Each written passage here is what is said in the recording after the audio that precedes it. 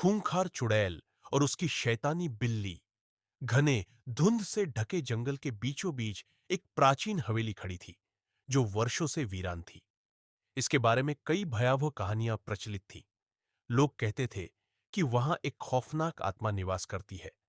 लेकिन एक रात एक अजनबी यात्री ने इस श्रापित हवेली में कदम रखने की भूल कर दी।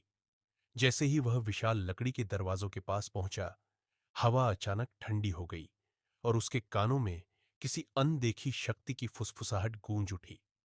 दरवाजे बिना किसी स्पर्श के चरमराते हुए खुल गए, मानो किसी ने उसे अंदर बुलाया हो। हवेली का भव्य हाल सुनसान था। फर्श पर धूल जमी थी और जाले झूमरों से लटक रहे थे।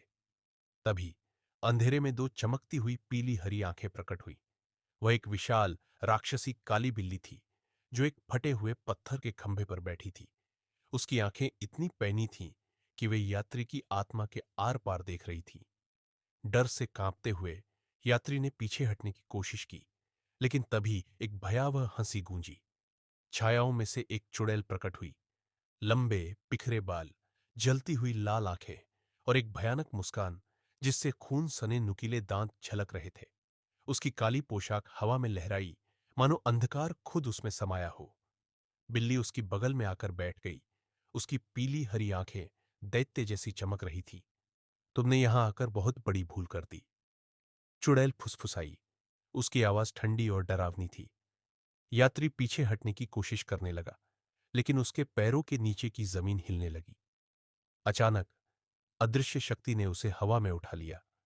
वह तड़पने लगा, मगर उसकी चीखें हवेली के सड़े गले दीवारों में ही खो गईं। चुड़ैल ने अपने पंजे उठाए और उसके इर्द गिर्द अंधकारमय शक्ति लहराने लगी। यात्री के शरीर में एक अजीब बदलाव आने लगा। उसकी आंखें काली पड़ने लगी, उसके नाखून पंजों की तरह बढ़ गए और उसकी खाल स्याह पड़ने लगी। चुड़ैल ने एक भयानक अट्टहास किया। उसकी काली शक्तियों ने यात्री को एक और अभिशप्त प्राणी में बदल दिया। वह अब इंसान नहीं रहा, बल्कि एक राक्षसी छाया का हिस्सा बन गया, जो चुड़ैल और उसकी शैतानी बिल्ली की सेवा में रहेगा। हवेली के बाहर जंगल अब पहले जैसा नहीं था। जो कभी हरा भरा हुआ करता था, वह अब मुरझाकर सूखे टेढ़े मेढ़े पेड़ों में बदल चुका था।